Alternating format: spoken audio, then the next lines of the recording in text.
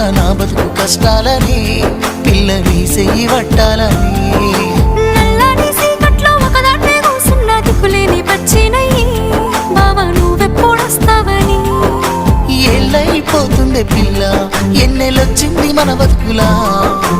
ఏలైపోతుంది పిల్ల ఏలు వట్టంగా వస్తున్నాగా ఇన్నాళ్ళ ఎడబాటు ఎడబాసిపోతుందిలే